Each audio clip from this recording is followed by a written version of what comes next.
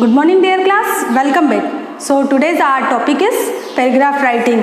तो हमने 3 paragraphs complete कर लिए हैं। आज हम हमारा 4th पैराग्राफ स्टार्ट करते हैं होली फेस्टिवल पर, है ना। 2 जो मैंने आपको लिखवाए थे वो पास्ट इंसिडेंट उन पर लिखवाए थे, उसके बाद एक दिवाली पर, और फिर आज हम लिख लेते हैं होली पर। फिर 2 और वेरिएशन अलग टाइप का जो होगा वो लिखवा देंगे, है ना, ताकि आपके पास डिफरेंट टाइप्स के पैराग्राफ्स हो जाएंगे। तो आपके लिए उतना अगर आप इनको प्रैक्टिस कर लेंगे तो इनफ है आपके लिए, तो आप सब तरह के लिख पाएंगे। So here we go. एक बार इसको इरेज कर देते ऊपर वाले को, ताकि आपके लिए पूरे एक ही बोर्ड पर अच्छे से कंप्लीट हो सके।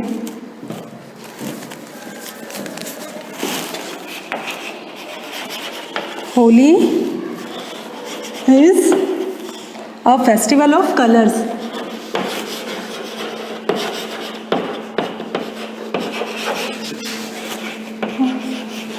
Colors. Holi is a festival of colors. It is the main festival of Hindus. It is a main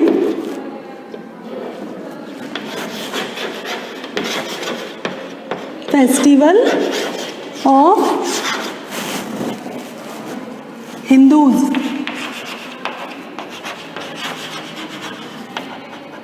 It is celebrated in the month of March. It is celebrated in the month of March.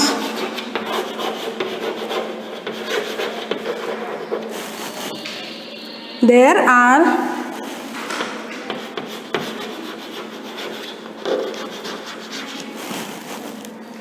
are various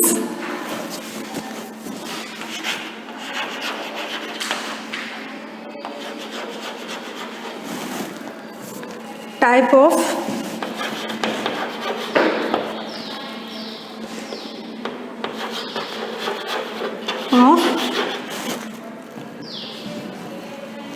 dry colours. Dry colours कौन से होते हैं? गुलाल होती है ना। ओ sorry, colour की spelling wrong हो गई।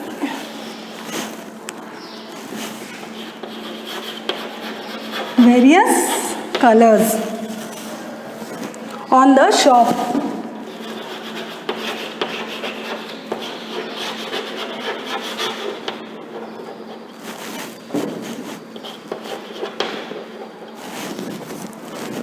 People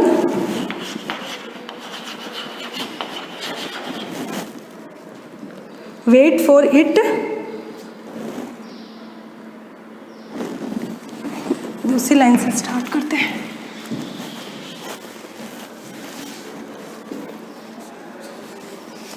This festival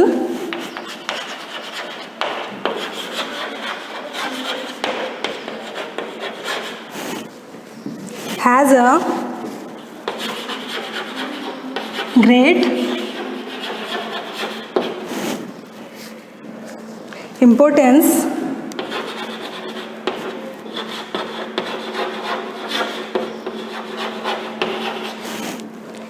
in our life.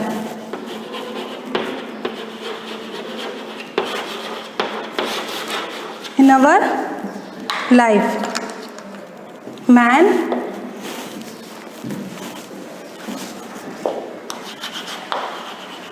woman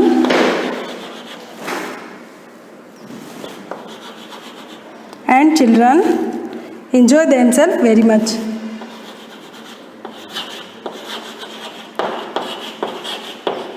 Children enjoy themselves very much.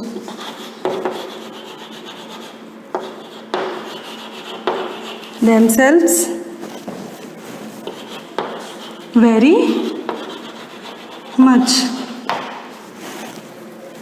There are 2 days for its celebration.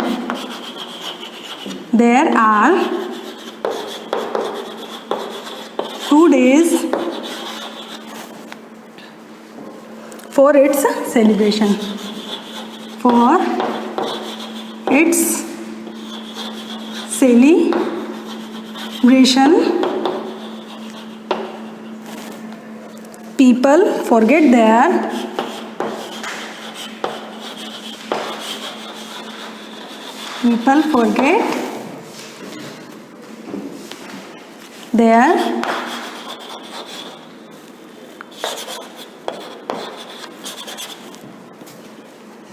enmity.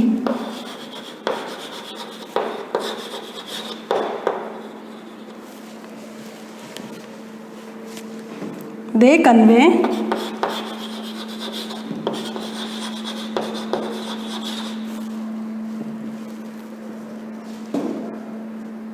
greetings.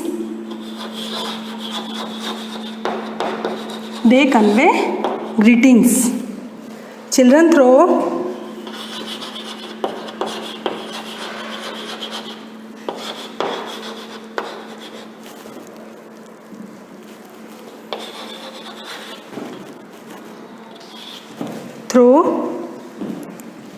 colorful water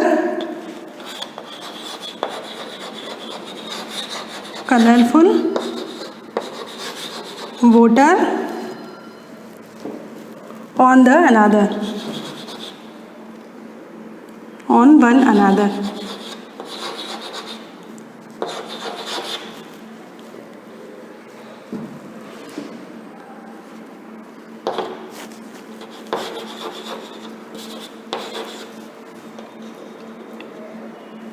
In the evening,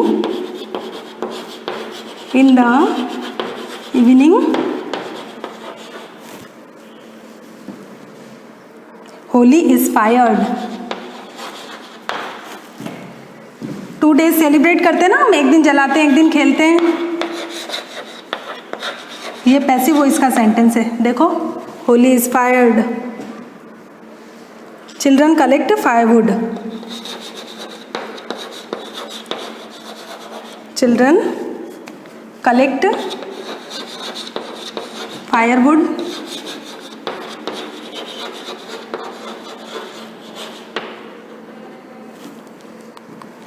It is the symbol of Holika. It is, आपने story सुनी होगी होलिका वाली. Symbol of Holika.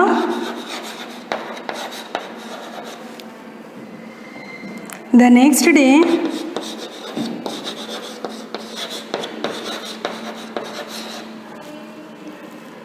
people go to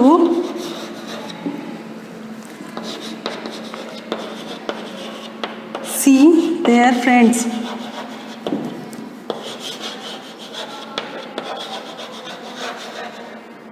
And relatives.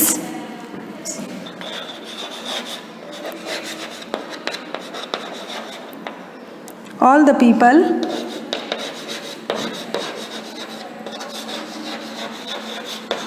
the people like this festival very much.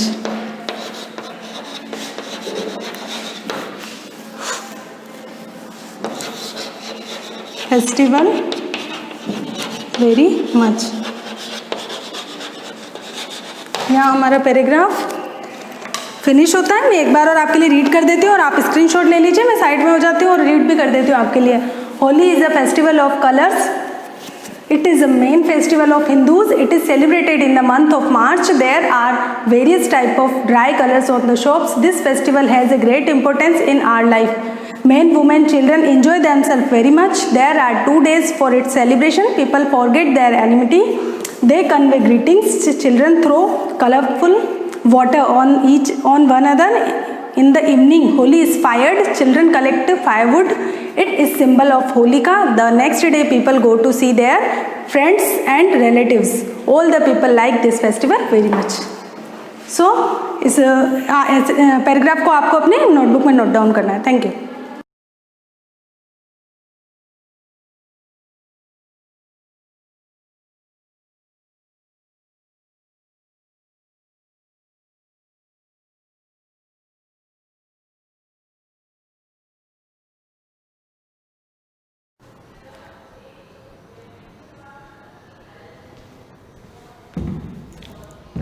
Hello student, good morning, welcome in class. Last time मैंने आपको word problem complete करवा दी थी, ठीक है। अब नेक्स्ट है आपके मेजरमेंट यूनिट। मैंने आपको बताया था कि मैं आपको नेक्स्ट पार्ट में कन्वर्जन पढ़ाऊंगी। तो कन्वर्जन का मीन्स जैसे कोई भी मेजर यूनिट होती है, कन्वर्जन तो आप किसी में भी कर सकते हो। जैसे सबसे कन्वर्जन मीन्स जैसे कन्वर्ट कोई भी चीज़, जैसे आपको मेजरमेंट, जैसे आपके सिलेबस में मेजरमेंट है, जैसे आपको किलोमीटर को मीटर में चेंज करना हो, सेंटीमीटर को सेंटीमीटर को अगर मिलीमीटर में चेंज करना हो, तो इस टाइप से बहुत सारे कन्वर्जन है मेजरमेंट यूनिट। जैसे वेट में होता है, अब वेट के लिए मतलब इसमें 3 मेन टाइप की आपकी मेजरमेंट दे रखा है। जैसे फर्स्ट है कि अगर हमें किसी लेंथ को, अगर हमें किसी लेंथ को मेज़र करना है, ठीक है, जैसे क्लॉथ की लेंथ हमें मेज़र करनी हो, किसी रूम की हमें लेंथ मेज़र करनी हो, किसी रोड की हमें लेंथ मेज़र करनी होगी, तो हम कैसे करेंगे उसको? मीटर में हम मीटर से उसको डिनोट करेंगे। अब मीटर में भी बहुत सारी यूनिट होती है, जैसे kilometre, hectometre, decametre, millimetre, etcetera, centimetre. Clear? तो इस टाइप से जो लेंथ की, अगर लेंथ की आपको यूनिट पूछे तो उसकी मेन यूनिट क्या होगी? मीटर। क्लियर? ऐसे आपके जैसे आपको मास, मतलब मास के अगर यूनिट पूछे, मास मीन्स क्या होता है? वेट। जैसे किसी भी चीज़ का आपको वेट करना हो, जैसे किसी पर्सन का वेट करना हो, तो वो कैसे वेट करें, उसके लिए हम क्या यूनिट यूज़ करेंगे, ठीक है। तो उसके हिसाब से तो वो हमें वहाँ पर क्या यूज़ करनी है? ग्राम। मतलब ग्राम क्या होती है? एक मतलब मिडिल यूनिट होती है, मतलब एक मेन बेसिक यूनिट होती है, और उसी से लोवेस्ट यूनिट क्या होती है? जैसे ये डेसीग्राम, ये सब क्या होती है? उससे लोअर होती है। किससे होती है? ग्राम से, ठीक है। और ग्राम से अपर जो होती है, ग्राम से अपर क्या होगी? हेक्टोग्राम होगी, किलोग्राम होगी। क्लियर? डेकाग्राम। तो इस टाइप से ये भी यूनिट हो गई। और इसकी बेसिक, मतलब ये ध्यान रखना आपको कि लेंथ की बेसिक यूनिट क्या होगी? मीटर, ठीक है। अगर आपको वेट की बेसिक यूनिट मास, मतलब वेट भी बोल सकते हो उसको, मास भी बोल सकते हैं, ठीक है। तो उसकी बेसिक यूनिट क्या होगी? ग्राम। क्लियर? ऐसे ही आपको किसी लिक्विड, जैसे किसी भी लिक्विड चीज़ को अगर आपको मेजरमेंट करना हो, ठीक है, जैसे कोई आपको मिल्क, जैसे मिल्क वेट करते हैं तो वो किसमें, क्वांटिटी किसमें होती है? लीटर में होती है, ठीक है। किसी वाटर का अगर आपको करना है कि इतना लीटर कि इतना वाटर, तो लीटर को हम कैसे मेजरमेंट करेंगे? लीटर में, मिलीलीटर में, ठीक है। तो उसकी बेसिक यूनिट क्या होगी? लीटर। और लीटर से भी अपर यूनिट होती है, जैसे ग्राम में बताइए वैसे आपके लीटर में भी होगी और वैसे मीटर में भी होगी। क्लियर? तो मैं आपको सब यूनिट इसमें यहाँ पर लिखवा रही हूँ, किस टाइप से आपको कन्वर्जन करना। कन्वर्जन का मतलब एक यूनिट से दूसरी यूनिट में कन्वर्टेड करना है, ठीक है। तो लेट स्टार्ट नाउ कन्वर्जन। तो सबसे फर्स्ट मैं आपको एक बता रही हूँ कि एक किस टाइप से आपको लिखना है, तो वैसे ही सेम आप दोनों उसी टाइप से आपको उसको लिखना है। तो देखना इसमें ध्यान से देखना। यूनिट ऑफ, सबसे फर्स्ट मैं यहाँ पर लिख देती हूँ मेजरमेंट यूनिट।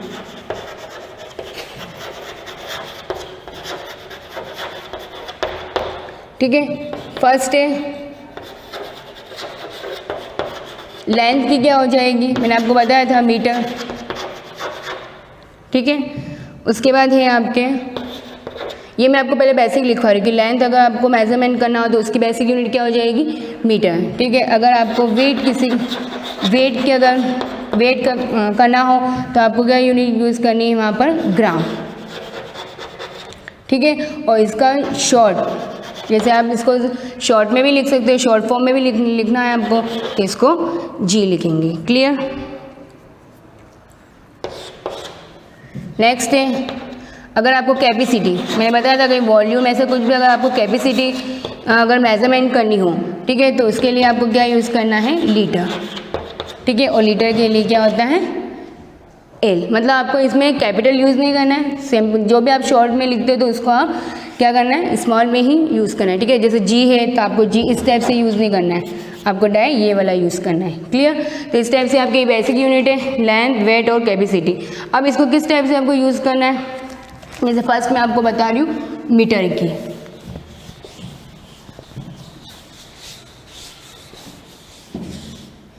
इसे मीटर की यूनिट क्या होगी? पहले मैं यहाँ पर लिख रही हूँ कि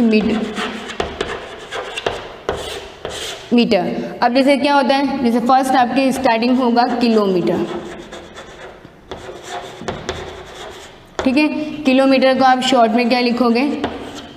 के, ठीक है, ये तो आपको पता है। ये किलोमीटर के बाद अब ये सबसे हाईएस्ट यूनिट है, सबसे क्या होती है अपर यूनिट, मतलब आपको मैं अपर भी बताऊंगी और इसके मतलब मेन बीच में क्या होगा मीटर, और मीटर से हायर क्या ये किलोमीटर हेक्टोमीटर ये होगी, ठीक है, और जो उससे मीटर से जो लोअर होगी वो इसके नीचे आएगी, ठीक है। अब देखो किलोमीटर, देन ये सबसे हाईएस्ट यूनिट, उससे छोटी क्या हो जाएगी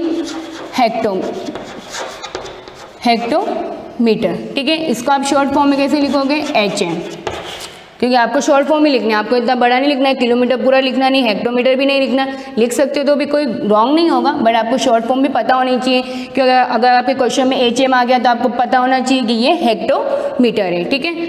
नेक्स्ट है आपके यहाँ पर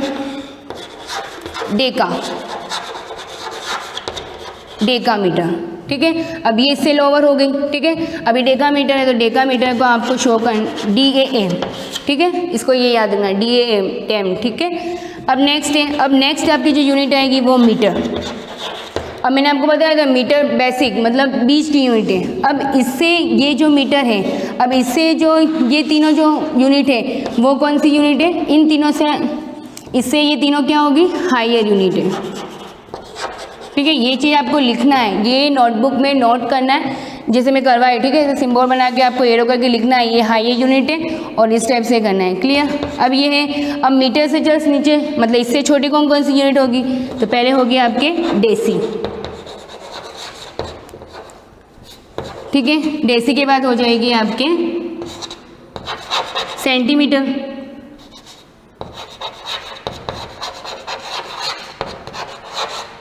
और सेंटीमीटर के लास्ट में यहाँ नीचे हो जाएगा आपके, मैं यहाँ लिख रही हूँ मिलीमीटर,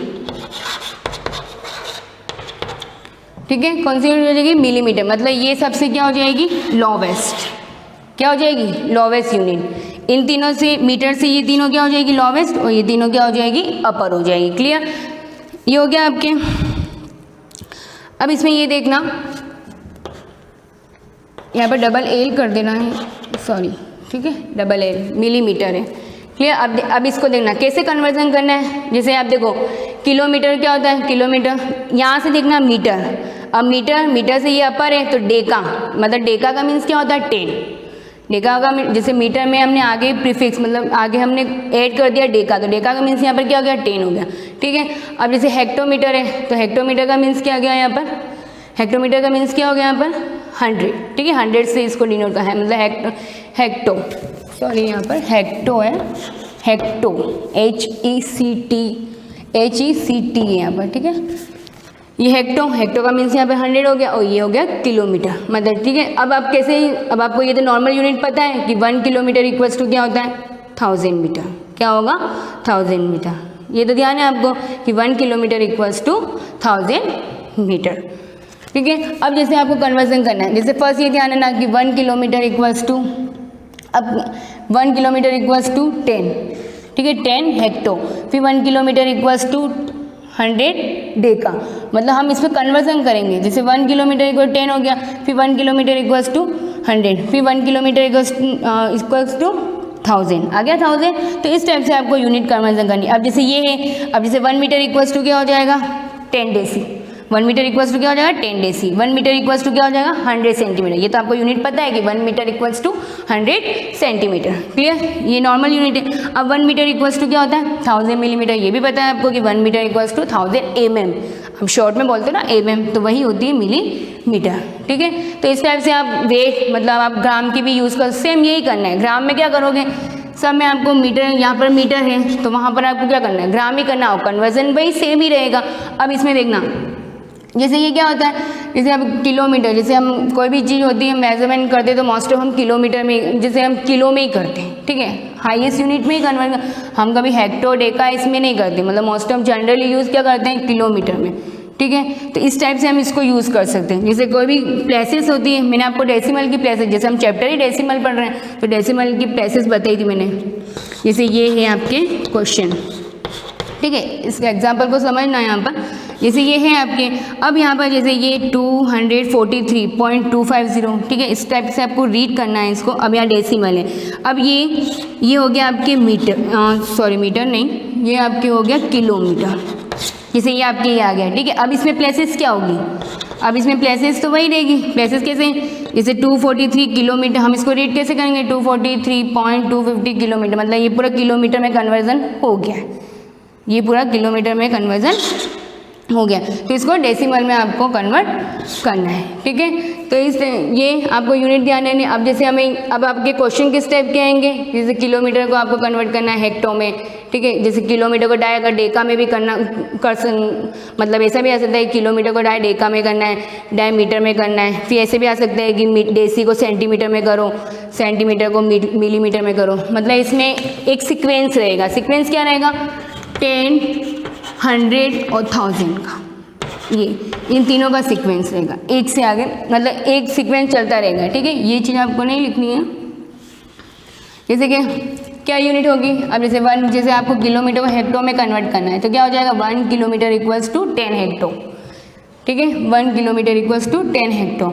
अगर आपको हेक्टो को डाई डेका में करना है तो 1 किलोमीटर 1 हेक्टो में इक्वल्स टू क्या हो जाएगा, 10 डेका, क्या हो जाएगा। फिर यहाँ से स्टार्ट 10 हो जाएगा, इसको कन्वर्ट करना है तो यहाँ पर 10 हो जाएगा, ठीक है। अगर किलोमीटर को डाय आपको मीटर में कन्वर्ट करना है तो क्या हो जाएगा, 10, 100, 1000। तो इसका मतलब क्या हो जाएगा, डाय 1000 से मल्टीप्लाई कर लोगे। तो इस टाइप से इसमें ये भी ध्यान रखना कि जैसे स्मॉलर और बिगर यूनिट, जैसे आपको किसी यूनिट को अगर बिगर यूनिट को अगर स्मॉलर में कन्वर्ट करना हो, जैसे किलोमीटर को डाय आपको मीटर में कन्वर्ट करना है, किलोमीटर को डाय अगर डेसीमीटर में कन्वर्ट करना है तो आपको वहाँ पर क्या करना है, मल्टीप्लाई करना है। ये हमेशा ध्यान रखना कि हायर टू अगर इस लोवेस्ट में जाना है तो वहाँ पर आपको मल्टीप्लाई करना है, और अगर आपको लोवेस्ट से बिगर में जाना है तो वहाँ पर आपको क्या करना है, उसी का डिवाइड करना। जैसे 1 किलोमीटर इक्वल्स टू 1000 मीटर है, ठीक है। तो आपको अगर मीटर में कन्वर्ट करना है तो वहाँ पर आप मल्टीप्लाई करोगे, मल्टीप्लाई बाय 1000। अगर आपको यहाँ पर डिवाइड करना हो, जैसे आपको मीटर में अगर मीटर को अगर किलोमीटर में चेंज करना हो तो क्या करोगे, मतलब क्या होगा, उसको 1000 से इसको डिवाइड कर देंगे। तो इस टाइप से आपके ये कन्वर्जन यूनिट है। समझ में आ गया। ऐसे आपको 2 यूनिट और लिखनी है, कैपेसिटी की भी लिखनी है, एक तो मीटर की मैंने आपको बता दी, ठीक है। अब आपको किस टाइप से लिखना है देख लेना। ये पूरा आपको ये वाला मिलीलीटर आप इसके नीचे ही लिख देना, ठीक है। यहाँ पर मेरे स्पेस नहीं था तो लिख दिया, और इसमें यहाँ पर एरो करके ये आपकी कौन सी यूनिट हो गई है, लोअर। मतलब इस मीटर से इस मीटर से नीचे ये तीनों यूनिट कौन सी हो गई है, लोअर यूनिट, मतलब इससे छोटी है, ठीक है। ये इनसे छोटी यूनिट हो गई है। क्लियर। तो ये से आपको इसमें आज का होमवर्क आपकी यही है कि आपको सेम यूनिट आपको इसमें एक तो कौन सी लिखनी है, ग्राम की। कौन सी लिखोगे, एक तो ग्राम की लिखनी है आपको, ये आज का होमवर्क है आपका। ग्राम की, सेम ग्राम की कैसे लिखोगे, यहाँ पर किलोग्राम, फिर यहाँ पर ब्रैकेट में क्या करोगे, केजी, फिर यहाँ पर हेक्टोग्राम, एजी, डेकाग्राम, डीएजी, ठीक है। ये डेका है। हाँ, एक बात और, मैं आप यहाँ पर शॉर्ट नहीं, यहाँ पर शॉर्ट फॉर्म लिख दो। जैसे एम, मीटर को तो एम बोलेंगे, ठीक है। डेसी, यहाँ पर डेसी का क्या हो जाएगा, डीएम। ये भी ध्यान रखना, यहाँ पर मैं लिखना भूल गई हूँ, यहाँ पर ये क्या हो जाएगा, डीएम, और इसका इसका क्या हो जाएगा, सीएम, ये तो पता ही है आपको, और इसका क्या हो जाएगा, एम। क्लियर। तो इस टाइप से आपको यहाँ पर ये ग्राम की लिखनी है, और एक आपको क्या लिखनी है, लीटर की। अब लीटर में भी कैसे लिखोगे, kilo litre, hecto litre, Deka litre, फिर लीटर आ जाएगा, फिर यहाँ पर क्या आ जाएगा, डेसी लीटर, सेंटी लीटर, मिली लीटर। फिर आपको यहाँ पर, अब जैसे यहाँ पर क्या हो जाएगा, एल हो जाएगा, यहाँ पर DAL हो जाएगा, क्या हो जाएगा, DAL। यहाँ पर क्या हो जाएगा, KL हो जाएगा। क्लियर। इस टाइप से आपको इसमें मीटर की, जैसे मैंने मीटर की लिखवा दी, आपको ये तीनों नेक्स्ट 2 यूनिट आपको ऐसा ही चार्ट आपको तीनों का बनाना है। क्लियर। ये आज का आपका होमवर्क। क्लियर। अब जैसे इसमें मैंने आपको एक बताया था एग्जाम्पल, जैसे ये, ठीक है, एक एग्जांपल ये है। अब इसमें जैसे पॉइंट है तो ये वाला जो तो आपको पता ही है, मैंने आपको प्लेसेस बताई थी कि ये तो होल नंबर वाली प्लेसेस होती है, और ये वाली जो प्लेसेस होती है वो कौन सी प्लेसेस होती है, ये तो आप कौन सी होती है, 10th, 100th, ये वाली, ठीक है। तो ये कौन सी हो जाएगी, 10th वाली, ये 100th वाली, उसके आगे और होगी तो 1000 प्लेस हो जाएगी, और यहाँ पर क्या हो जाएगा, 1s, 10s, 100, इस टाइप से चलता है, ठीक है। तो ये आपकी यूनिट कंप्लीट, ठीक है। इस टाइप से आपको ये सब लिखना है। मैंने किलोमीटर की लिखवाई है, आपको सेम ग्राम की भी लिखनी है, और ऐसे ही लीटर की लिखनी है। सेम ऐसे ही चार्ट बनाना है, एरो ऐसे ही लिखने हैं आपको।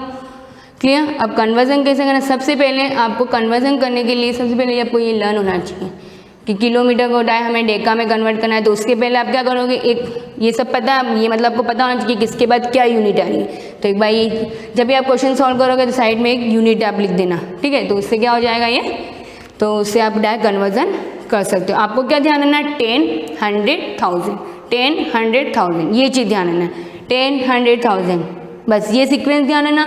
जैसे हमें नेक्स्ट काम, जैसे हेक्टोमीटर को हेक्टो को हमने डेका में कन्वर्ट करना है तो 10, हेक्टो को डायरेक्ट मीटर में करना हो कन्वर्ट तो क्या करेंगे, मल्टीप्लाई बाय 100। इस टाइप से आपको मैं आपको क्वेश्चन करूँगी तो उसमें वो कंप्लीट हो जाएगा। तो आज का आपके होमवर्क क्या है, ये दोनों ऐसे यूनिट्स एक तो मैंने लिखवा दिए, इसमें हायर स्टेप से लिखना है और ये आगे का 2 आपको और लिखना है, ठीक है।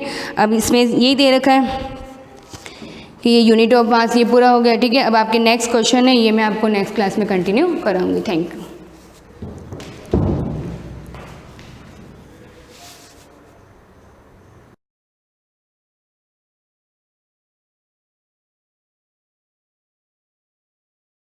Good morning class 7। Multiplication in plants जो 11 लेसन चल रहा है उसका पार्ट 8 लेते हैं।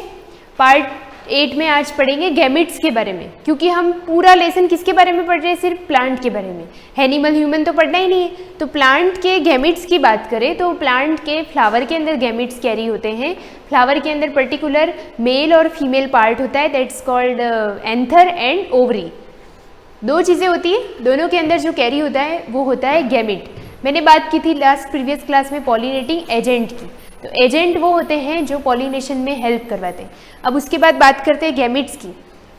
कौन होते हैं गैमिट्स और इनका रोल क्या होता है। The male gametes are packed safely in pollen grain. Male gamete जो होता है वो पॉलन ग्रेन के अंदर पैक्ड होता है।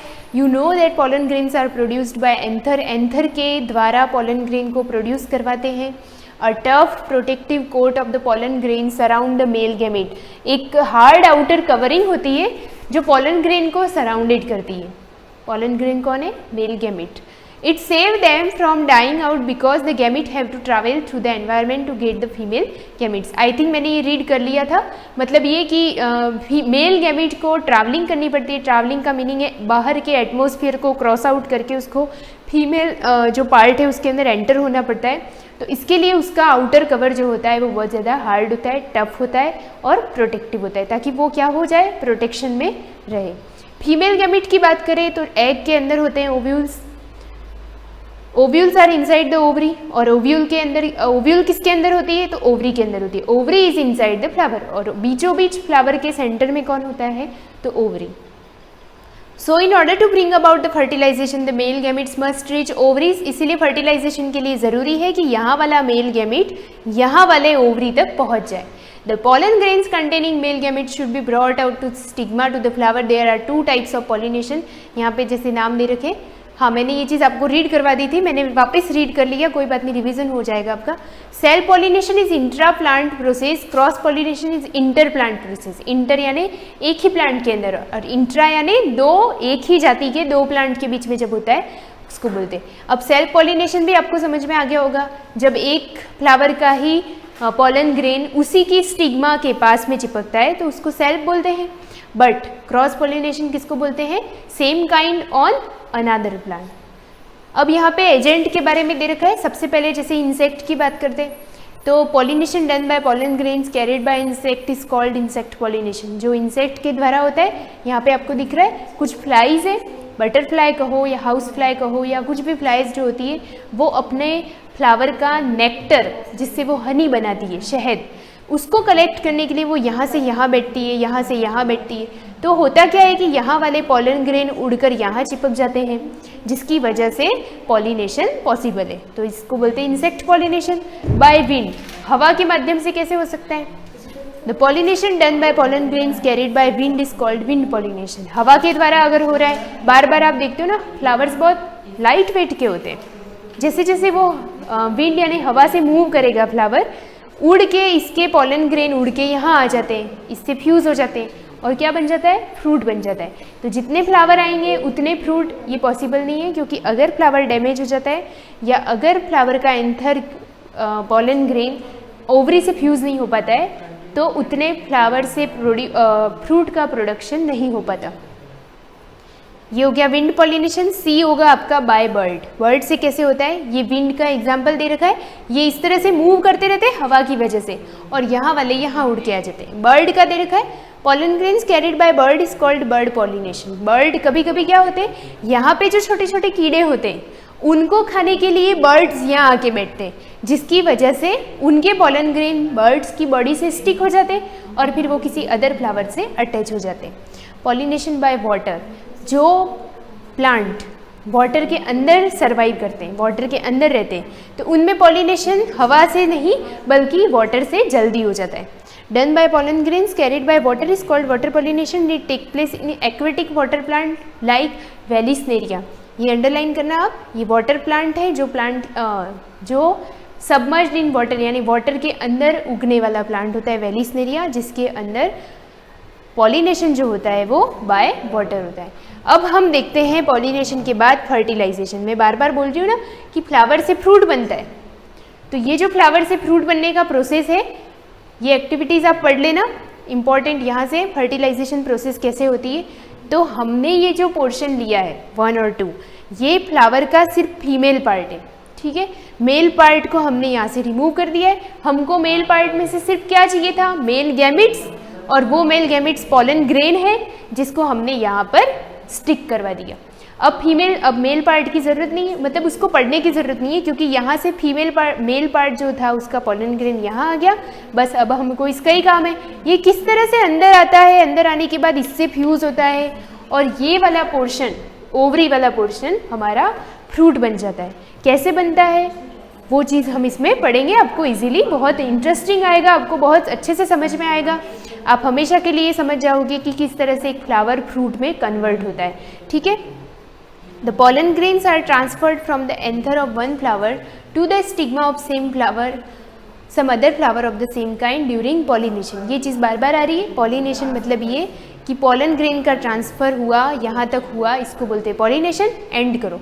Next, the stigma oozes out a liquid containing sugar। oozes out, इसका मीनिंग है सीक्रेट करना, सीक्रेट यानी स्रावित करना, निकालना, बाहर निकालना। तो इसकी जो स्टिग्मा होती है यहाँ पर, उस स्टिग्मा का काम होता है कि वो अपने अंदर एक लिक्विड निकालती है बाहर।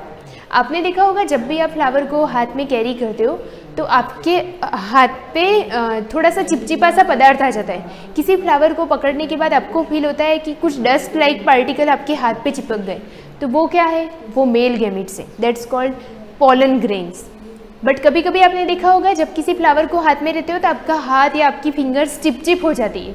वो चिपचिप किसकी वजह से होती है, क्योंकि वो फीमेल पार्ट की बॉडी से एक लिक्विड निकलता है जिसके अंदर शुगर होता है, और इसी शुगर की वजह से वो चिपचिपा सा होता है। वो इसलिए निकालता है ताकि यहाँ पर आने वाला पॉलन ग्रेन इससे तुरंत क्या हो जाए, चिपक जाए, ताकि वो दूर नहीं जाएगा, तो वो इजीली अंदर एंटर कर पाएगा। अब यहाँ पे पॉलन ग्रेन क्यों चिपका, क्योंकि स्टिग्मा से एक लिक्विड निकलता है जिसके अंदर थोड़ा अमाउंट में शुगर होता है। The pollen grains react to this liquid and start growing a pollen tube। ये pollen tube, ये जो pollen grain है, डस्ट लाइक पार्टिकल जो है मेल पार्ट का, वो क्या करेगा, इस स्टिग्मा वाले लिक्विड से रिएक्ट करेगा, और रिएक्ट करने के बाद इसके अंदर एक पॉलन ट्यूब बनाएगा। यहाँ लिखा है ना, pollen grain react to this liquid and start growing a pollen tube. ये वाला पॉलन ग्रेन यहाँ के अंदर वाली वॉल से रिएक्ट हुआ इसके लिक्विड से, और रिएक्ट करने के बाद ये अंदर एक ट्यूब बना देगा। ट्यूब इसलिए बनाएगा ताकि इसको एक पर्टिकुलर क्या मिल जाए, पाथवे, रास्ता मिल जाए। नहीं तो ऐसा नहीं होगी ये पॉलन ग्रेन यहीं पर स्टिक हो गया इसी के वॉल पे, इसको जाना कहाँ है, यहाँ से तो इसको एंटर होना है। अगर ये यहाँ तक आया ही नहीं तो फ्यूज़ कैसे होगा, फर्टिलाइजेशन नहीं होगा तो फ्रूट कैसे बनेगा। तो इसके लिए ये क्या करता है, ये पॉलन ट्यूब बना देता है ताकि इस पॉलन ट्यूब से अंदर अंदर होते हुए ये कहाँ तक आ जाए, यहाँ तक एंटर हो जाए, ठीक है। Liquid only when it is, but the pollen grain respond to the liquid only when it is secreted by flower its own species. अब ये बात भी समझने वाली है, बहुत ही इंपॉर्टेंट है। आपने ये भी सोचा होगा जैसे ऑरेंज का कोई फ्लावर है, ठीक है, ऑरेंज, उसका फ्लावर का पॉलन ग्रेन मैंगो के फ्लावर के मैंगो की स्टिग्मा पे आ गया, मैंगो के फ्लावर की स्टिग्मा पर आ गया, तो क्या होगा? कुछ नया फ्रूट बनेगा क्या जो ऑरेंज और मैंगो का कॉम्बो हो? ऐसा फ्रूट तो बन ही नहीं सकता। होता क्या है, जब मैंगो के फ्लावर पर मैंगो का ही पॉलन ग्रेन आएगा, ये मैंगो का पॉलन ग्रेन, ये मैंगो का ही फ्लावर की स्टिग्मा, जब दोनों सेम होंगे तभी अंदर पॉलन ट्यूब बनेगी और तभी ये चीज़ अंदर एंटर होगी। अगर ये किसी अनादर फ्लावर का, अनादर टाइप के फ्रूट का अगर पॉलन ग्रेन है फ्लावर का, तो ये इसके अंदर आने के बाद पॉलन ट्यूब बना ही नहीं पाएगा, वो यहीं पर स्टिक हो जाएगा, यहाँ तक एंटर नहीं हो पाएगा, जिसकी वजह से कोई दूसरा टाइप का एकदम न्यू वाला फ्रूट नहीं बनेगा। आया समझ में आपको? यहाँ पे जैसे लिखा है pollen grain respond to the liquid only, pollen grain उसी लिक्विड से रिस्पॉन्स करता है या रिएक्ट होता है when it is secreted by a flower of its own species. अगर जिस जाति का पॉलन ग्रेन है, मैंगो का है या ऑरेंज का है या किसी का भी, तो उसी से रिएक्ट होगा जिसका ये फ्लावर होगा, नहीं तो वो रिएक्ट ही नहीं होगा और पॉलन ट्यूब बनेगी ही नहीं। The pollen tube travel through the style and keeps growing until it enters the ovule in the ovary through a small opening. Small opening यहाँ पे लिखा नहीं है, इस स्मॉल ओपनिंग को हम बोलते हैं माइक्रोपाइल। ये यहाँ पर एंटर होने की जगह है, तो इस माइक्रोपाइल से मेल गैमीट अंदर एंटर होता है, जिसको स्मॉल ओपनिंग को हम क्या बोलते हैं, यहाँ पे आप पेंसिल से लिख दो MICROPYLE, ये वाली पॉइंट। इस छोटी सी ओपनिंग को हम क्या बोलते हैं, माइक्रोपाइल। किसकी ओपनिंग है ये? ओवरी की, जहाँ से मेल गैमीट पॉलन ग्रेन यहाँ से एंटर करता है। ठीक है, the pollen tube carries the male gamete, the gamete passes through the pollen tube to reach the ovule where it fuses with the egg, the fusion of male and female gamete produce a zygote. इस तरह से दोनों gamete का यहाँ पर fusion हो गया, ये ऊपर से जो यहाँ आया था वो यहाँ एंटर हुआ और यहाँ एंटर होने के बाद ये जाइगोट बन गया। अब जाइगोट बनने के बाद क्या होगा, मेल प्लस फीमेल गैमीट का फ्यूजन हुआ, तो जाइगोट बनने के बाद ये चीज़ भी वापस हट जाएगी और स्टिग्मा के हटने के बाद ये सिर्फ जो ओवरी है वो आपकी क्या बन जाएगी, फ्रूट बन जाएगी। ठीक है, तो इस तरह से फर्टिलाइजेशन हो जाएगा, दोनों गैमीट का फ्यूजन हुआ, जाइगोट बना, and this process is known as fertilization. तो आपको फर्टिलाइजेशन की डेफिनेशन यहाँ तक लिखनी है, कहाँ से, यहाँ से। ठीक है, उसके बाद में ये डायग्राम बनाना है, उसके बाद नेक्स्ट क्लास में कंटिन्यू करेंगे। Thank you.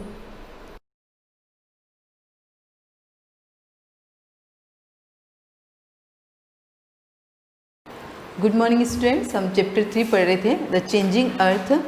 चेंजिंग अर्थ के अंदर हमने फर्स्ट जो पॉइंट पढ़ा था फोल्डिंग पढ़ा था, उसके बाद हमने फ्लोटिंग पढ़ा था, जिसमें 2 टाइप के माउंटेन्स हमने पढ़े थे, ब्लॉक माउंटेन्स और रिफ्ट वैली माउंटेन। उसके बाद हमने पढ़ा था अर्थक्वेक, वॉल्केनोस। क्या होता है वॉल्केनोस, वो मैंने पूरा आपको क्लियर करके बताया था। पर्टिकुलर किसी भी जगह पर वॉल्केनो इरप्ट होता है तो उसमें से जो मेग्मा और लावा निकलता है उससे उसका शेप्ड जो बनता है वो कौन सा शेप्ड बनता है, फ्यूनल शेप्ड या कॉनिकल शेप्ड आप जिसको कह सकते हो, यानी कि कीप की आकृति का। जैसे आपने कोई तीखी देखी होगी, आप कह सकते हो कि कोन जैसा होता है आपके, आप आइसक्रीम का कोन हो खाते हो, उस शेप का ये बन जाता है और वैसे उसका शेप बन जाता है। और उसके आसपास में पूरा वेंट का मतलब अवसाद जम जाता है, जिसके कारण से इग्नियस रॉक्स का फॉर्मेशन होता है। तो हमने लास्ट पढ़ा था माउंट फिजियोमा और माउंट वेसुवियस इन इटली जो थे। फिजियोमा जो था वो जापान के अंदर था।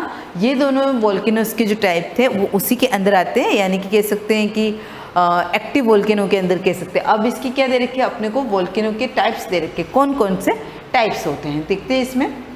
Volcanoes are not always active दे रखा है यहाँ पर, ये हमेशा एक्टिव नहीं होते हैं। On the basis of eruption volcanoes can be classified as follows, यानी कि इरप्शन का मतलब विस्फोट के बेस पर इसको क्या कर रखा है, अलग अलग पार्ट्स में क्लासीफाई कर रखा है। देखो फर्स्ट दे रखा है एक्टिव वॉल्केनो। एक्टिव का मतलब भी यही होगा जो एक्टिव होता है या जागृत, यानी कि वो वॉल्केनो कभी भी इरप्ट हो सकता है।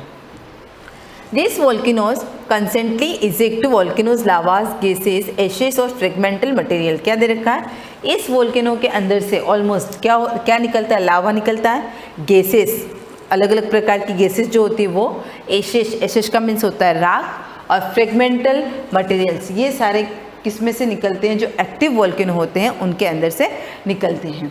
It is estimated that there are about more than 500 active volcano in the world. Underline करना आप यहाँ पर क्या दे रखा है, पूरे वर्ल्ड की बात कर रहे हैं हम, इंडिया की बात नहीं कर रहे हैं, ना ही पर्टिकुलर राजस्थान की बात कर रहे हैं, हम किसकी बात कर रहे हैं, पूरे वर्ल्ड में देखा जाए तो कितने active volcano, 500 active volcano. Etna Italy and Stromboli Lipari island of the Mediterranean sea are the most significant example of such volcanoes. ये लाइन आप दोनों अंडरलाइन करना है यहाँ पर. Etna Italy and Stromboli Lipari island on the Mediterranean sea, Mediterranean sea का मतलब भूमध्य सागरीय है, ठीक है, are the most significant example of such volcano. इस वोल्केनो के एग्जाम्पल, एक्टिव वोल्केनो के एग्जाम्पल आपसे पूछा जाए तो अपना आंसर क्या होगा, Etna Italy Stromboli Lipari island. ठीक है, नेक्स्ट दे रखा है डोरमेंट वोल्केनो. डोरमेंट का मीन्स क्या होता है, जो कभी भी कह सकते हैं अपन इनएक्टिव वोल्केनो. फर्स्ट क्या था, एक्टिव यानी कि कभी भी इरप्ट हो सकता है, और डोरमेंट वोल्केनो क्या होता है, इनएक्टिव वोल्केनो होता है. These are very dangerous and violent volcanoes as they remain dormant, inactive after their eruption for some times, and also there are no indication for future eruptions. क्या दे रखा है इसमें, These are very dangerous. ये जो volcano होते हैं ये बहुत खतरनाक होते हैं, and violent volcanoes as they remain dormant, inactive. ये इनको डोरमेंट वोल्केनो को ही इनएक्टिव वोल्केनो भी कह सकते हैं. After their eruption for some time, यानी कि जब भी इनका विस्फोट हो जाता है उसके कुछ समय बाद. Also there are no indication for future eruption, यानी कि ऐसा होता होगा कि जो एक्टिव वोल्केनो है वो इरप्ट हो गए, उसके बाद में फिर से वो कब इरप्ट होंगे उसकी जानकारी हमको पता चल जाती है. लेकिन ये जो वोल्केनोज होते हैं डोरमेंट वोल्केनोज, इनके बारे में हम ये पता नहीं लगा सकते कि इनका इरप्शन कब होगा, ये कब विस्फोट होंगे. They erupt very violently all of a sudden and cause. क्या दे रखा है, अचानक से हो जाता है, और जो काम अचानक से होता है उसमें बहुत ज़्यादा हमको प्रॉब्लम्स फेस करनी पड़ती है. अगर कोई, जैसे आजकल क्या हो गया, बहुत ज़्यादा बारिश आती है या कहीं पर अर्थक्वेक आने वाला हो, तो उसके लिए हमको हमारा जो डिपार्टमेंट है मौसम विज्ञान से रिलेटेड, वो क्या करते हैं, हमको पहले से ही इन्फॉर्म कर देते, येलो अलर्ट जारी करते हैं. आपको बताता है रेड अलर्ट, येलो अलर्ट, यानी कि यहाँ पर बहुत ज़्यादा बारिश होने वाली, तो उससे हम क्या होते हैं, अलर्ट हो जाते हैं, यानी कि हम उससे बच सकते हैं. लेकिन ये जो वोल्केनोज होते हैं ये क्या होते हैं, सडनली इरप्ट होते थे. अब हमको पता ही नहीं, तो हम उसके बारे में पहले से कोई सिक्योरिटी भी नहीं कर सकते, कि हमको नहीं पता है कि ये कब इरप्ट होने वाले हैं. Cause numerous damage of human health and wealth. अब यह दे रखा है कि अचानक से ये जो इरप्ट हो जाते हैं उसकी वजह से ह्यूमन हेल्थ, यानी कि बहुत सारे लोगों की जान भी चली जाती है, और भी उनको कुछ प्रॉब्लम्स फेस करनी पड़ती है, और बहुत ज़्यादा वेल्थ, यानी कि अब कहीं पर भी इरप्ट हो रहे हैं उनके आसपास जो भी लोग रहते होंगे तो उनकी जो भी प्रॉपर्टी और जो भी कुछ होता है तो वो भी क्या हो जाती है, नष्ट हो जाती है. अब एग्जाम्पल दे रखा है इसमें, for example Vesuvius volcano in Italy is a dormant volcano. Underline करना आप, ये एग्जाम्पल सब आपको लर्न करने हैं जिसके भी दे रखे हैं. एक्टिव वोल्केनो के आपको क्या दिए थे, Etna Italy and Stromboli Lipari island. उसके अलावा डोरमेंट वोल्केनो का एक ही दे रखा है आपको, ये दिया है आपको Italy is a dormant volcano. Last दे रखा है एक्सटिंक्ट वोल्केनो.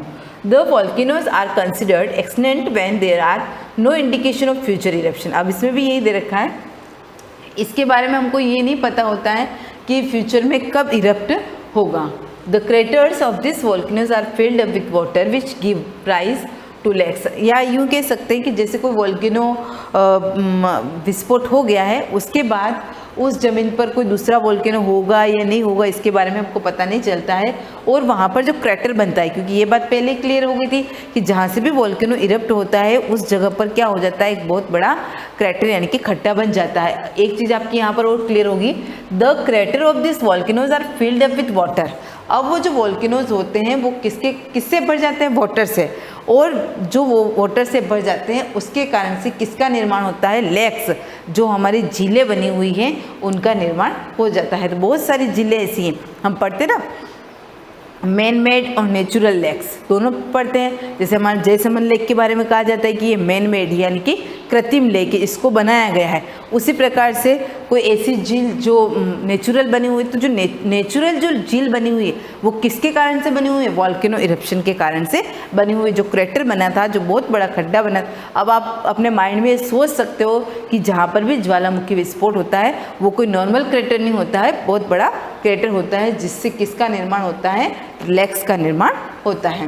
फॉर एग्जाम्पल कोहे सुल्तान ऑफ ईरान, इसका एग्जाम्पल क्या दे रखा है आपको?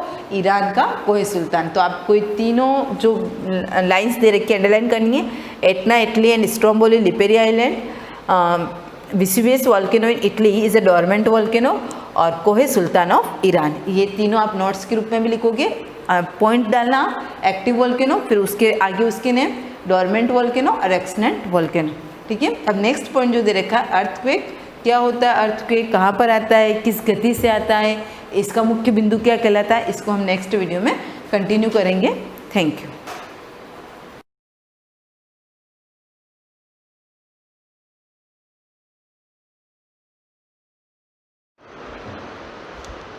Good morning students. कल हमने देखा था चक्रवात का निर्माण किस प्रकार हुआ। अगर चक्रवात आ जाता है तो उसके दुष्परिणाम से किस प्रकार निपटा जा सकता है, यानी कि हम ऐसे कौन से सुरक्षा उपाय करें जिससे हम चक्रवात से सुरक्षित रहें। तो सरकारी और सामाजिक स्तर पर कुछ व्यवस्थाएं हैं।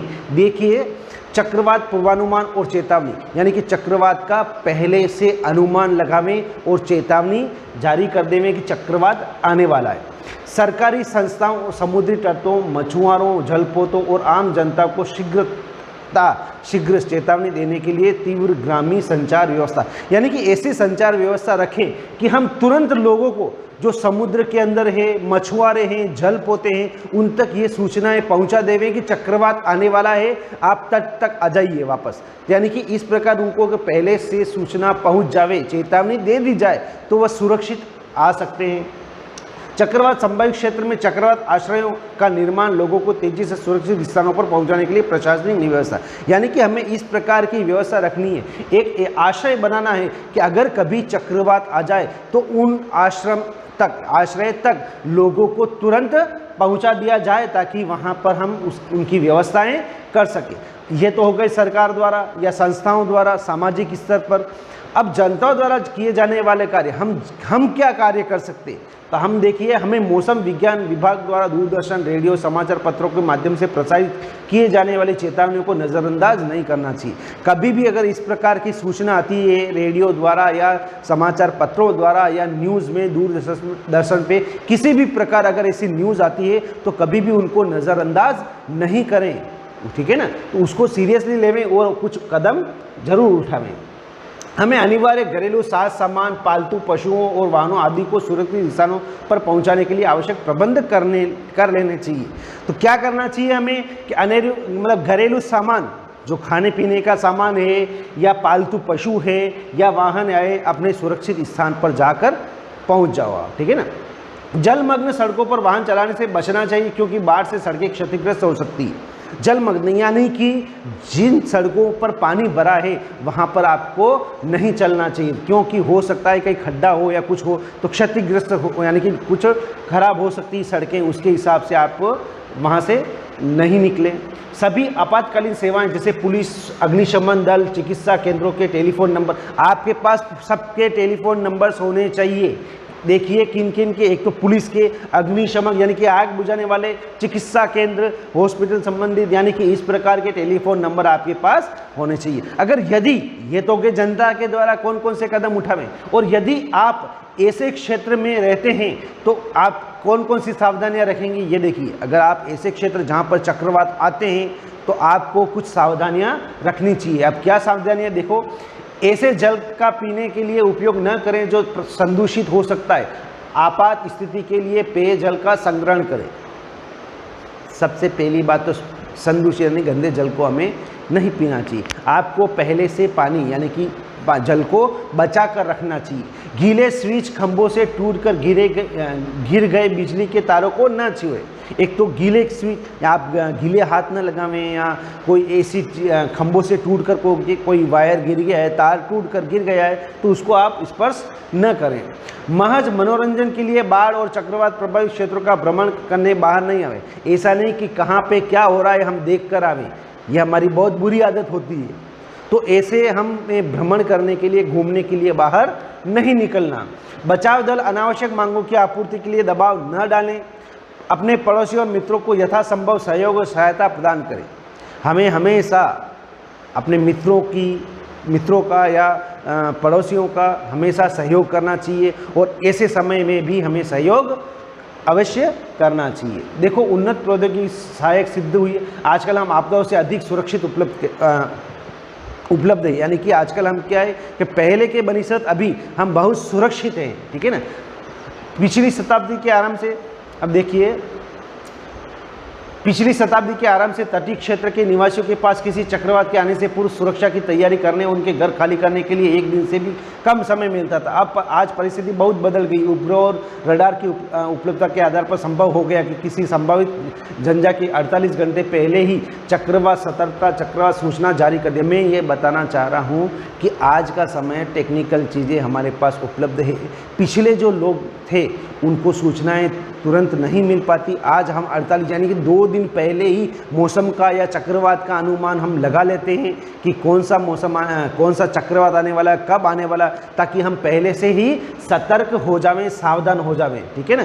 चक्रवात की चेतावनी भी कम 24 घंटे पहले जारी कर दी जाती है। जब चक्रवात तट के निकट आता है तो हर घंटे आधे घंटे तक उसकी प्रगति दिशा के बारे में संदेश प्रसारित की जाती है। हम देखते हैं ना न्यूज़ में भी कि अब चक्रवात आने वाला है, 1 घंटे बाद आने वाला है, ऐसा आने वाला है, इस स्पीड से आने वाला है। तो ये सारी सूचनाएं हमें मिल जाती। अनेक राष्ट्रीय और अंतर्राष्ट्रीय संगठन चक्रवात से संबंधित आपदाओं के मॉनिटर करने में सहयोग प्रदान करते हैं। तो इस प्रकार हमें पूर्वानुमान पहले से ही पता चल जाता है चक्रवात आने वाला है। कुछ मेन पॉइंट से देख लीजिए। हमारे आसपास की वायु दाब डालती है, बिल्कुल वायु दाब डालती है। वायु गर्म करने पर प्रसारित और ठंडा करने पर संकुचित होती है। गर्म करेंगे तो वायु फैलेगी और ठंडा करेंगे तो वायु सिकुड़ेगी यानी कि संकुचित होगी। गर्म वायु ऊपर उठती, जबकि अपेक्षाकृत ठंडी वायु प्रकृति पृथ्वी की सतह की ओर आने की होती है। यानी कि जब गर्म वायु ऊपर की ओर उठती है तो उसका स्थान लेने के लिए ठंडी वायु उसकी जगह ले लेती है। जब गर्म वायु ऊपर उठती है तो उस स्थान का वायु दाब कम हो जाता है और आसपास के क्षेत्र के उच्च दाब की ठंडी वायु उस स्थान को प्रभावित होती है। ऊपर उठती है, वायु दाब कम हो गया, ठंडी वायु उस ओर बैठती। गतिशील वायु पवन कहलाती है। पहले ही मैंने कहा गतिशील वायु पवन कहलाती है। पृथ्वी पर असमान तापन पवनों के बनने का प्रमुख कारण है। जल वाष्प वाली पवन वर्षा कहलाती है। उच्च वेग की पवन और वायु दाब के अंतर से चक्रवात बनता है। देखो चक्रवात कैसे बनता है, उच्च वेग की पवन और वायु दाब के अंतर के कारण चक्रवात बनती है। उपग्रह और रडारों जैसे उत्पन्न औद्योगिकी की सहायता से चक्रवात के मॉनिटर करना आसान हो गया। यानी कि उपग्रह और रडार की सहायता से हम पूर्वानुमान लगा सकते हैं चक्रवात कब आएगा, कितनी स्पीड से आएगा, सारी जानकारी हमें प्राप्त हो जाती है। स्व सहायता सबसे अच्छी सहायता, यानी कि खुद की सहायता करो, दूसरों की भी सहायता करो। अतः किसी भी चक्रवात के आने से पहले अपनी सुरक्षा की योजना बना लें और सुरक्षा के उपायों को तैयार रखना अच्छा रहता है। तो चक्रवात और तड़ित झंझा के बारे में हमने पढ़ा कि ये किस प्रकार आते हैं, और तो आप जो आज हमने पढ़ा है वो मेन पॉइंट आप याद कर लेना और इस लेसन के क्वेश्चन आंसर अपनी नोटबुक के अंदर नोट कर लेना।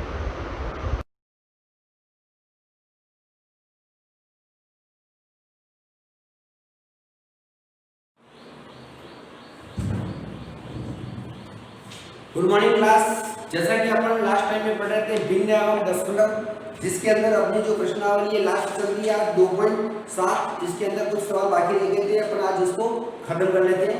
2.7 देखिए, जिसके अंदर सवाल नंबर आपका चौथा बाकी था।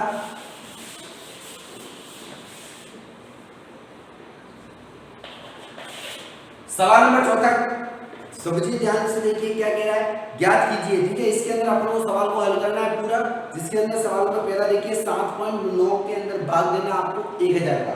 ठीक है, चौथे का पहला देखना 7.9 के अंदर आपको भाग देना है 1000 का। ठीक है, ये सवाल में पहला। उसी प्रकार देखना सवाल नंबर दूसरा देखना है इसके अंदर सवाल को दूसरा क्या कह रहा है 26 के अंदर 26.3 के अंदर भाग देना आपको 1000 का। और लास्ट वाला देखना है इसी के अंदर सवाल नंबर चौथा देखिए, चौथा सवाल क्या कह रहा है 128.9 के अंदर भाग देना आपको 1000। ठीक है, ध्यान से देखना। ठीक है, तीनों सवाल मैं हल कर रहा हूँ, आपको पूरा ध्यान से रखना। ठीक है, सबसे पहले मैं सवाल को स्टार्ट कर रहा हूँ, ध्यान से देखिए। 7.9 में आपको भाग लगाना है 1000 का, यानी 7.9 में आपको भाग लगाना है 1000 का। 7.9 का 9 देखो मैं हल कर रहा हूँ, उसके अंदर आपको लगाना है भाग 1000 का। ठीक है, तो सबसे पहले आपको भाग 1000 का लगाना है, 1000 यहाँ लिख दो। सबसे पहले अपन क्या करेंगे, दशमलव को हटाएंगे। जैसे अपन ने सवाल नंबर तीसरा और दूसरा किया था, उसमें अपन को दशमलव को हटाया था, तो इसमें भी अपन को क्या करना है, दशमलव को हटाना है। जैसे ही मैं 10 का हटाऊंगा बटाए और पॉइंट के बाद कितने अंक है, 1 अंक है तो 1 0। ठीक है, यहाँ पर संख्या नहीं है तो क्या है 1 लिख दो। यहाँ देखना 79/10, 79/10 में किसका भाग लगाना है, 1000/1 का। लगा दो भाग 1000/1। आगे देखो 79/10 का 10, जैसे ही 1000/1 है इसको गुणे में लाऊंगा क्या हो जाएगा, उल्टा हो जाएगा, 1/1000 हो जाएगा। अब क्या करना, ऊपर ऊपर का गुणा, नीचे नीचे का गुणा। ऊपर ऊपर क्या है 79 × 1, नीचे क्या है 10 × 1000। 79 का 1 से गुणा करूंगा तो 79 का 79 आएगा, और 10 का गुणा 1000 से करूंगा कितना होगा 10000। ठीक है, ये होगा 10000। अब 10000 का मैं भाग लगाऊंगा 79 में, तो आपको पता होना चाहिए नीचे 10 हो, 100 हो, 1000 हो, 10000 हो, लाख हो, 10 लाख हो, तब आपको क्या करना है, सीधे जीरो गिनने नीचे। यहाँ ध्यान रखना, पहले तो 79 का 79 लिख दो, पहले नीचे जीरो गिनो 1 2 3 4। ऊपर क्या करना है, दाईं ओर से 4 अंक गिन करके क्या करना है, दशमलव का चिन्ह लगाना है। 1 2 2 अंक में तो क्या करूंगा 0 0, 1 2 3 4 अंक हो गए। अब पॉइंट लगा दो, ये आपका 0.0079, ये आपका क्या हो जाएगा आंसर। इसी प्रकार से देखना सवाल नंबर दूसरा देखिए, इसका 26.3 के अंदर आपको भाग लगाना है 1000 का। सबसे पहले मैं क्या करूंगा, 26.3 के अंदर भाग लगाना है, तो सबसे पहले आपको क्या करना पड़ेगा, इसके अंदर आपको दशमलव हटाना पड़ेगा। और दशमलव हटाने के लिए मैं क्या करूंगा, जैसे ही दशमलव हटाऊंगा तो बटा 1 आएगा, और यहाँ दशमलव के बाद कितना अंक है, देखो यहाँ पे 3 अकेला है, तो आपको 1 अंक दिख रहा है, तो आपको क्या करना है 1 0 लगाना है। ठीक है, तो इसके नीचे कुछ नहीं है, क्या करना है 1 लगाना है। 26.3/10, 26.3/10 तो क्या हो जाएगा, पॉइंट हटा दें, क्या हो गया 263/10। 263/10 के अंदर आपको भाग लगाना है 1000/1 का। ध्यान से देखिए, 263 का 263/10, जैसे ही 1000/1 है जो भाग में, जैसे ही इसको मैं उल्टा करूंगा, गुणे में लाऊंगा, क्या हो जाएगा 1/1000 हो जाएगा। ठीक है, ध्यान से देखना। अब ऊपर ऊपर का गुणा और नीचे नीचे का गुणा, 263 × 1/10 × 1000। ठीक है, तो मैं सबसे पहले क्या करूंगा, 263 का 1 से गुणा करूंगा, क्या आएगा 263, और 10 का गुणा 1000 से करूंगा, क्या आएगा 10000। अब वही कंडीशन वापस होगी जो पहले वाली। अब आपको क्या करना है, इस 10000 का 263 में भाग लगाना है। तो सबसे पहले मैं क्या करूंगा, वही 4 जीरो नीचे, तो आपको क्या करना है, ऊपर 4 अंक गिन करके क्या करना है, दशमलव लगाना है। ध्यान से देखना, 263 का 263, नीचे 1 2 3 4 अंक है, यहाँ पे 1 2 3 3 ही अंक है, 1 अंक और कम पड़ रहा है, तो अपन क्या करेंगे 0 लगा देंगे। कितने अंक हो जाएंगे 4, 1 2 3 4 अंक हो गए। अब यहाँ पर दशमलव आराम से लगा सकते हैं। ये क्या हो गया 0.0263, इसका आंसर हो गया। ठीक है, आगे देखिए इसका चौथा सवाल देखिए ध्यान से। 128.9 के अंदर आपको भाग लगाना है 1000 का। ठीक है, 128.9 के अंदर आपको भाग लगाना है 1000 का। सबसे पहली कंडीशन क्या होगी, पॉइंट हटाऊंगा, पॉइंट हटा के क्या लगाना है बटा 1, देखो ध्यान से। और पॉइंट के बाद कितने अंक है 9, 1 अंक है तो 1 0। ठीक है, यहाँ पे 1000 के नीचे नीचे क्या है 1। अब आपको ऊपर क्या दिख रहा है, देखो 1289/10, इसके अंदर आपको भाग लगाना है 1000/1 का। ठीक है, अब जैसे वो कंडीशन वापस 1001 को क्या करूंगा, उल्टा करूंगा, यहाँ गुणे में लाऊंगा, क्या हो जाएगा उल्टा हो जाएगा, तो 1289/10 × 1/1000। ठीक है, अब ऊपर ऊपर का गुणा और नीचे नीचे का गुणा, ध्यान से देखना। 1289 × 1 10 × 1 बेटा। आगे देखना 1289 का गुणा 1 से करूंगा क्या आ जाएगा 1289, और 10 का गुणा 1000 से करूंगा क्या आएगा 10000। ठीक है, अब नीचे कितने जीरो है, 4 जीरो है, तो ऊपर 4 अंक के बाद दशमलव लगाना है, तो 1289 लिखो पहले तो 1 2 3 4, ये हो गया पॉइंट लगा दिया, इसके आगे कुछ भी नहीं है, क्या लगेगा 0.1289 इसका आंसर हो जाएगा। क्लियर, ये हो गया सवाल नंबर चौथा कंप्लीट। सवाल नंबर 5वां देखिए, बहुत ही इजी सवाल है। इसके सवाल नंबर चौथे में जो सवाल बाकी है वो आपको घर पे बैठे बैठे प्रैक्टिस करनी है, ठीक है। सवाल नंबर 5वां देखिए क्या कह रहा है। 5वें के अंदर भी ऐसा ही है, सेम टू सेम, कोई प्रॉब्लम वाली बात नहीं है। ध्यान से लिखना, 5वें का पहला लिखना, 5वें का पहला लिखना, 7 के अंदर भाग लगाना है 3.5 का, ठीक है। 7 के अंदर भाग लगाना है 3.5 का। उसी प्रकार तीसरा सवाल देखिए, 3.25 के अंदर भाग लगाना है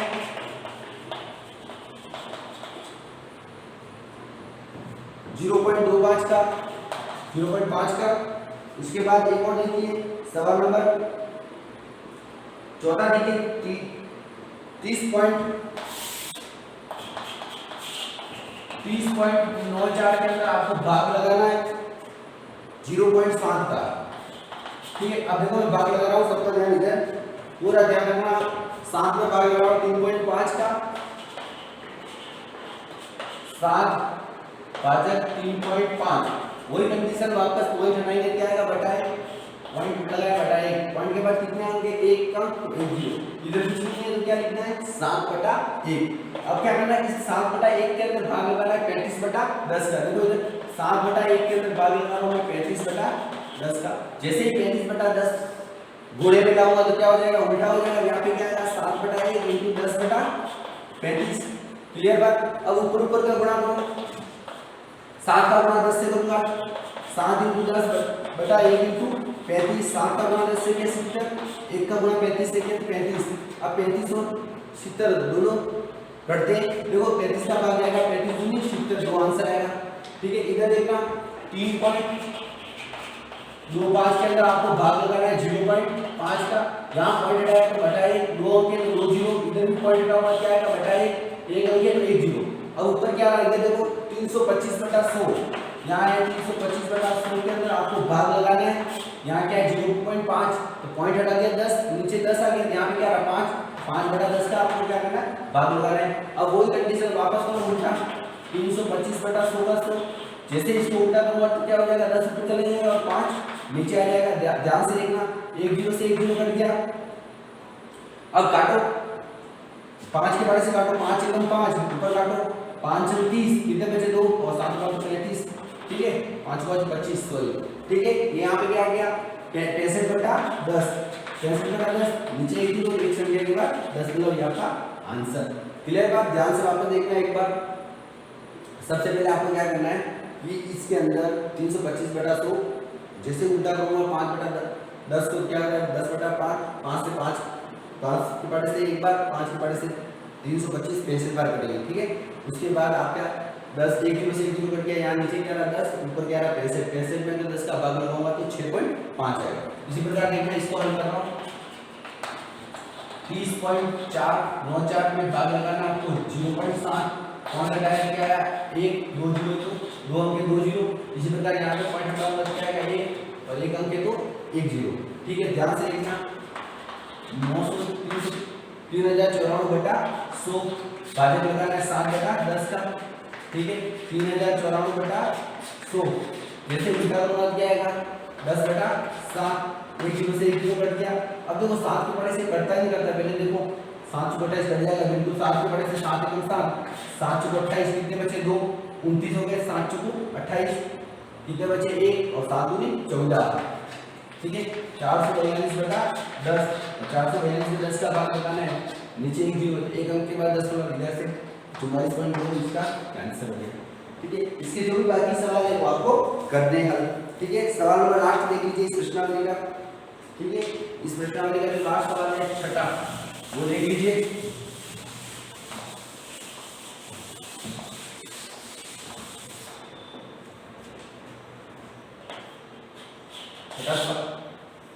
एक गाड़ी 2.4 लीटर पेट्रोल में 43.2 किलोमीटर की दूरी तय करती है। यह गाड़ी 1 लीटर पेट्रोल में कितनी दूरी तय करेगी, ठीक है। ध्यान से देखना कि 2.4 लीटर पेट्रोल में, ध्यान से देखना 2.4 लीटर पेट्रोल में गाड़ी द्वारा तय की गई दूरी, कितनी दूरी तय करती है? वो करती है 43.2 किलोमीटर। कितने लीटर पेट्रोल में? 2.4 लीटर पेट्रोल में। अब क्या कह रहे हैं, 1 लीटर पेट्रोल में तय की, जब 1 लीटर की बात आए तो आपको क्या करना, भाग लगाना। तो 1 लीटर पेट्रोल में गाड़ी द्वारा तय की दूरी क्या हो जाएगी? 43.2 भाजक 2.4। अब मैं इसको हल करता हूँ, देखो 1 लीटर पेट्रोल में क्या चलेगा, 43.2 में भाग लगाना आपको 2.4। जैसे पॉइंट हटाया बटा 1, पॉइंट के बाद कितने अंक? 1 अंक, 1 0। इधर देखना, पॉइंट हटाया बटा 1, पॉइंट के बाद 1 अंक 4, तो 1 0। अब क्या करना है, देखना इधर ध्यान से, 432 बटा 10, इसके अंदर भाग लगाना है 24 बटा 10 का, ठीक है। जस्ट उल्टा हो जाएगा, 432 बटा 10 का 10, जैसे ये 24 बटा 10 गुणे में जाएगा उल्टा हो जाएगा, 10 बटा 24 आ जाएगा। ध्यान से देखना ऊपर, अब 10 से 10 करते हैं। अब देखो दोनों किस पारे से कटते हैं, 12 के पारे से काटो, नहीं 12 के पारे से काटेंगे, 12 को 12, 12 को 24, 12 से 36, 12 में 24 दो बार, 12 या 36, कितने बचे? 4 और 3 7, 7 और 7 बचे, ठीक है। और 7 और 2 72 हो गए, तो 12 72, 12 7 72। अब क्या बचा? 36, और नीचे क्या बचा? 2 के बारे से कटते हैं आराम से, 18 किलोमीटर चलेगी। 1 लीटर पेट्रोल में कितने किलोमीटर चलेगी? 18 किलोमीटर चलेगी, ठीक है। ये आपका आंसर हो गया, ठीक है। इसी प्रकार ये आपकी प्रश्नावली खत्म होती है। इसके अंदर जो भी सवाल मैंने बाकी रखे हैं वो आपको पूरे कंप्लीट करने हैं। बाकी तो मैंने इस सवाल के अंदर पूरा बता दिया है। इसी प्रकार प्रश्नावली 2 अपनी यहीं पर खत्म होती है। अब नेक्स्ट प्रश्नावली अपन देखेंगे, तीसरी पढ़े तो, चौथी पढ़े तो, जो भी देखेंगे अपन, ठीक है। नेक्स्ट प्रश्नावली अपन जो भी है नेक्स्ट बार सोच करके देख लेंगे कौन सी पढ़नी है आपको, ठीक है। आपको जो भी प्रश्नावली पढ़ाई जाएगी उसके अंदर नहीं समझ में आए तो आप वापस व्हाट्सएप के द्वारा भेजो, किस तरह सवाल समझ में नहीं आ रहा है उसका हम निश्चित रूप से समाधान करेंगे। Thank you.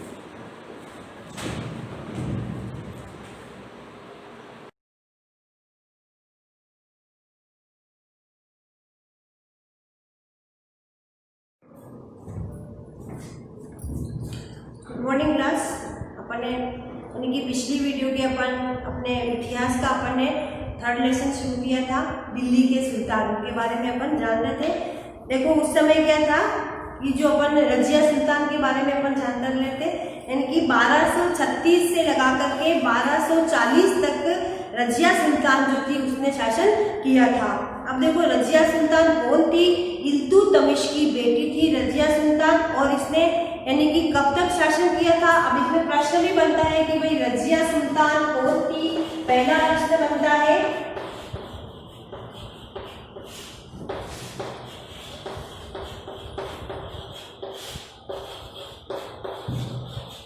रजिया सुल्तान कौन थी।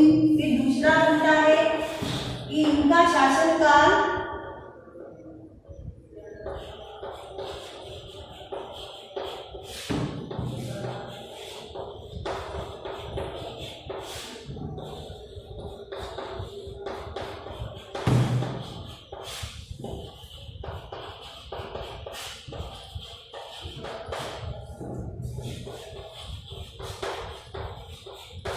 रजिया सुल्तान का जो शासनकाल था वो कितने वर्ष का रहा था? यानी कि 4 वर्ष का रहा था। 1236 से लगा करके 1240 तक उन्होंने शासन किया था। उसके बाद में उन्होंने हटा दिया। यानी कि उस समय लोगों की जो धारणा थी, लोग ये मानते थे कि भाई औरतें हमारे ऊपर राज्य नहीं कर सकती, हम औरतें के अधीन कार्य नहीं कर सकते हैं, इसलिए उन्होंने क्या करा, 4 वर्ष में इसको हटा दिया था। यानी कि ये जो थी रजिया सुल्तान जो थी ये अपने सभी भाइयों में क्या थी? सक्षम थी, होशियार थी ये, इसलिए इसको राजा चुना गया। लेकिन फिर भी वह एक रानी को शासक के रूप में मान्यता नहीं दे पा रहा था। उसको यानी कि अपना शासक मानने में उनको दिक्कतें हो रही थी, नहीं दे पा रहा था। दरबारी जन भी उनके स्वतंत्र रूप से शासन करने की कोशिशों से वो भी प्रसन्न नहीं थे। तो इन्होंने क्या करा, इस कारण से यानी कि औरतों के अधीन हम नहीं रह सकते, कार्य नहीं कर सकते, इसलिए उनको क्या कर दिया गया, हटा दिया गया था।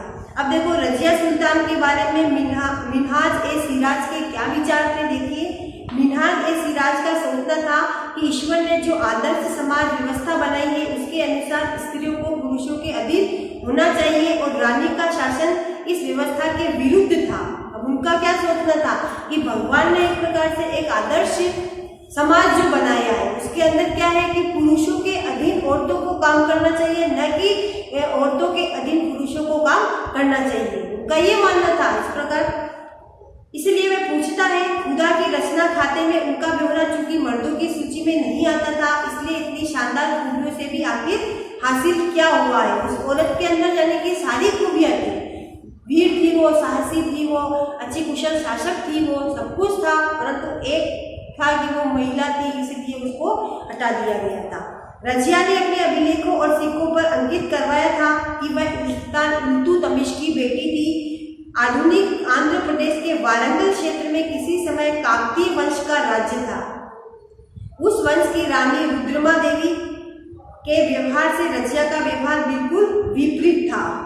रुद्रमा देवी ने अपने अभिलेखों में अपना नाम पुरुषों जैसा लिखा कर पुरुषों होने का भ्रम पैदा किया था। देखो जो रजिया सुल्तान थी वो तो जो थी वो थी, उसी के विरुद्ध देखो बिल्कुल विपरीत, विरुद्ध क्या बिल्कुल विपरीत जो थी। ये देखो वारंगल क्षेत्र की, आंध्र प्रदेश का जो क्षेत्र माना जाता है वारंगल, उस क्षेत्र की जो महारानी थी रुद्रम्मा देवी, उन्होंने क्या करा कि अपने जो उन्होंने अभिलेख जो लिखवाए थे उसमें अपना नाम जो है वो एक नारी के रूप में नहीं लिखवा करके उन्होंने एक पुरुष के रूप में नाम लिखवाया था उन्होंने। उसी प्रकार से देखो कश्मीर के अंदर भी एक महारानी थी, उनका नाम दीदी था, यानी कि बड़ी बहन। उन्होंने उस दीदी नाम से उन्होंने क्या कर दिया, उनका नाम बदल करके दिद्दा रख दिया था। दिद्दा नाम हो सकता है लोगों ने उनको प्रेम से भी उस नाम को उन्होंने रखा हो कभी। जाहिर है प्रजा ने अपनी प्रिय रानी को यह स्नेह भरा संबोधन करने के लिए भी ये नाम रख दिया हो। ठीक है, तो ये रजिया के बारे में मिन्हाज सिराज के विचार थे और दो रानियों के बारे में और भी आया था। अब अपना आता है कि जैसे दिल्ली सल्तनत का विस्तार गैरीसन शहर से साम्राज्य तक। अगला नेक्स्ट पॉइंट आता है। अब गैरीसन शहर क्या होता है? गैरीसन शहर का मतलब होता है कि जहाँ पर सिपाही रहते हैं, सैनिक वर्ग जहाँ पर रहता है। जैसे कि अपन मान लेते हैं कि ये पूरा एक क्षेत्र है,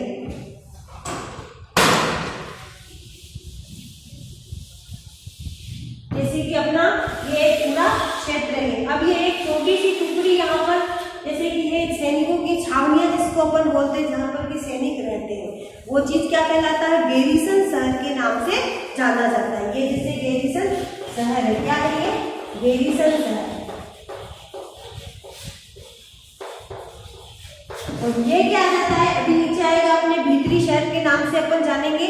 जो बाकी का जो क्षेत्र छूट जाता है वो कहलाता है भीतरी क्षेत्र, यानी कि उसमें शासन वो जो भी राजा होता है, सुल्तान होता है, जो शासन करता है वो है भीतरी शहर। ये देखो गैरीसन, किले बंद बसाव जहाँ सैनिक रहते हैं वो गैरीसन शहर के नाम से जाना जाता है। देखो मानचित्र 2 में देखिए, शमसुद्दीन इल्तुतमिश द्वारा जीते गए प्रमुख शहर, यानी कि ये जितने भी शहर हैं इन्होंने क्या करा कि इल्तुतमिश ने उनको जीत करके अपने साम्राज्य में मिला लिया था।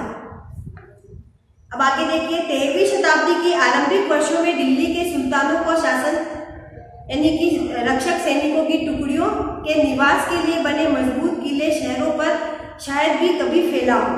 यानी कि उस समय जो सुल्तान थे वो उन इन गैरीसन शहर जो हुआ करते थे उन पर उनका नियंत्रण नहीं हुआ करता था।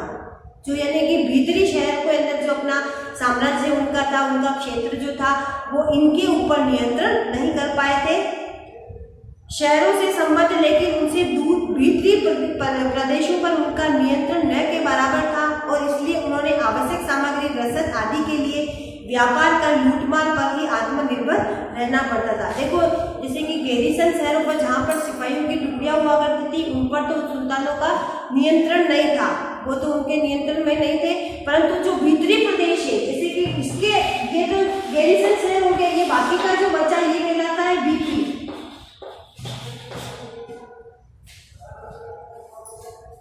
ये कहलाता है जैसे कि भीतरी प्रदेश कहलाता है। अब ये भीतरी प्रदेश में भी उन लोगों का यानी कि सुल्तानों का या उस समय के जो राजा महाराजा हुआ करते थे उनका नियंत्रण पूर्ण रूप से नहीं था।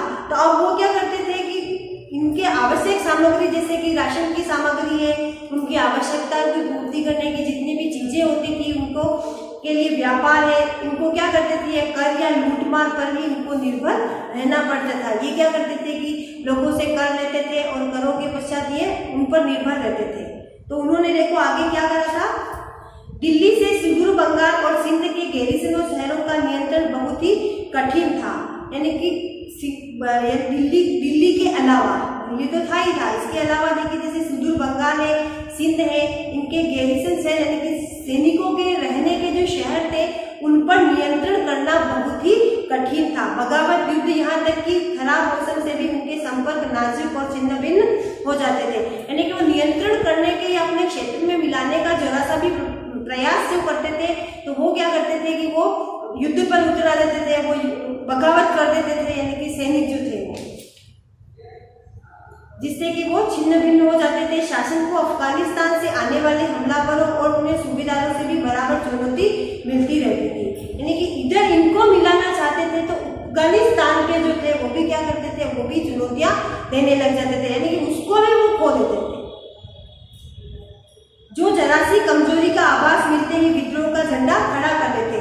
यानी कि इनकी कमजोरी यानी कि सिपाही जो होते थे इनके ऊपर हावी हो जाते थे, तो उनके हावी होने के साथ साथ अफगानिस्तान के जो शासक थे वो भी क्या करते थे, इनके ऊपर हमला कर देते थे। थोड़ी सी भी इनकी ढिलाई देखी तो उनको हमला करके अब विद्रोह का झंडा खड़ा कर। इन चुनौतियों के चलते सल्तनत बड़ी मुश्किल से किसी तरह अपने आप को बचाए हुए थी और इसका संस्थापक यानी कि ये 3 जने जो हुए थे, इनका शासनकाल जो था उसके अंदर इनके क्षेत्र को बढ़ावा मिला, इनका क्षेत्र जो था वो बड़ा था। जैसे कि पहला था गयासुद्दीन बलबन, इसके बारे में अपन ने देखा था पिछले तालिका के अंदर। इसका कार्यकाल था 1266 से लगा करके 1287 तक इसका शासनकाल था। इसका गयासुद्दीन बलबन का उसके शासनकाल में विस्तार हुआ था। उसके बाद में जैसे कि अलाउद्दीन खिलजी है, इसका शासनकाल था 1296 से लगा करके 1316 तक। इन्होंने बहुत सारे क्षेत्र को अपने शासन के अंदर मिलाया था। यानी कि फिर था मोहम्मद तुगलक के राज्यकाल में भी विस्तार हुआ था। इसका शासनकाल था 1324 से 1331 तक इसका शासनकाल था।